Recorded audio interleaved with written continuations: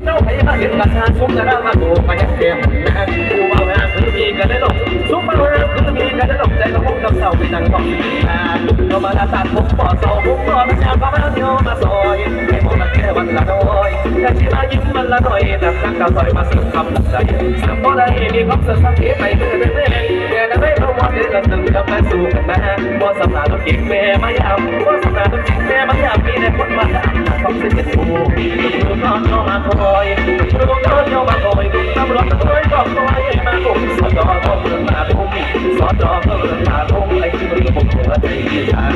อย่าแอบรักแอบพองแอบไม่ฟังน้องนักเสริมสวยเสียดายที่นี่ใช่ไม่รู้คอยถ้าพี่ชายรักเป็นตัวรวยจะเป็นคนสวยเป็นเสริมที่คนเดียวเดี๋ยวไม่จนก็ไปแล้วย้ำโซ่ย้ำคำแค่นั้นเคยยังมีคนนั่งกับมาคุยโตบอกว่าทุกจะไงก็ได้จบอยู่สวยทุกจะไงก็ชมว่าเอาไปตรงอาสาสวยสิไปแต่ละเดือนนอน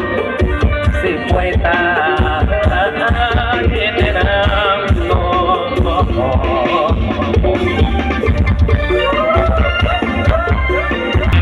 ใจเราเขาไม่เคยใหญ่ดีชาตามีคอยอาจจะสมหวังอีกคนนั้นที่กันโยจังให้ความมาความคิดถึงชาติเจ้าบ่หันหายเลยไม่เคยแม้แต่ในความเดิมสายตาแต่บอกเคยหาเจอรู้ตัวเสมอรักเธอรักของข้างเดียวจำเป็นของผมได้เป็นแต่มาได้จากยากเธอก็ตายก็เลยได้แค่บ้านแค่กินนั่งกินแล้วร้องต่อไม่ที่เอาทุกวันใจละเอียดแค่มาได้เดือนพอมีคนนั้นพอปัจจัยอีกความจริงแล้วพี่ก็คือโดนพอเธอไม่เคยอยู่ในทางสายตาเจ็บที่นี่คืออายจากเธอจากเสียเท่าใดถึงวันตายนั้นจำนั้น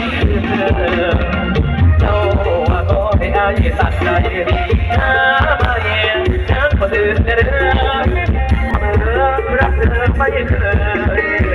เรียกขอให้อายและเธอกันเดินรักกันชั่วมาลา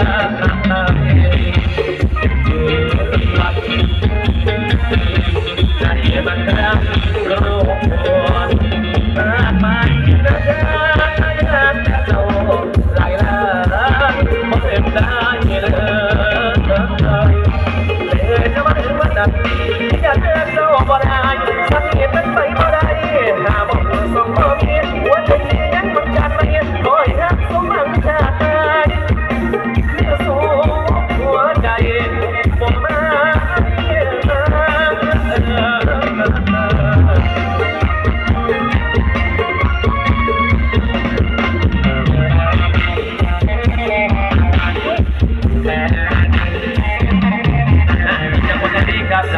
สลับสับเปลี่ยนน้ำนมนอนวันน้ำน้ำกระเสียงกัดไก่ไปเป็นของเขานุ่มในคืออาย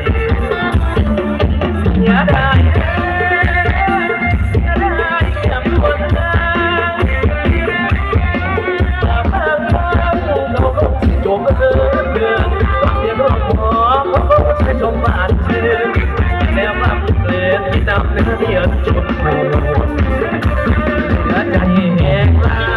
ยหมดเขาเคยตายเมื่อสิเดือดก็โหดสูญได้แค่เสียดายตัวอายแห่งเกียรติแห่งสูญแต่ก็ขอบคุณกดไปหาสงสารฉันโดนหลอกแต่รักเงินสุขนักไงรักชายมาสมบัติไปคุณได้เป็นผสมเลยจะโดนมารับตรงอยากกินพวกน้องแก้มสวมราปวดสังลาสุดท้าย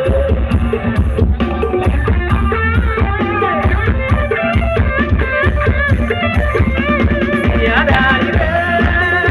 เสียดายแค่วันนั้นเราคงจะถูกเบิดเดือนเราไม่ต้องหอเพราะว่าจะยิ่งบาดเจ็บกินน้ำมันเปลือกกินน้ำเปลือกเรียนจุดหัวสุดท้ายใจแห้งมาเลยคงรู้เคยไม่เกินที่เขาสูญให้แค่เสียดายตัวไอ้แห่งคิดแห่งสูญแต่ก็ขอบคุณก่อนไป หายจะทางสงสารเธอคนก่อนให้รักนั้นส่งหลังใจแค่ชายมาสมบัติเล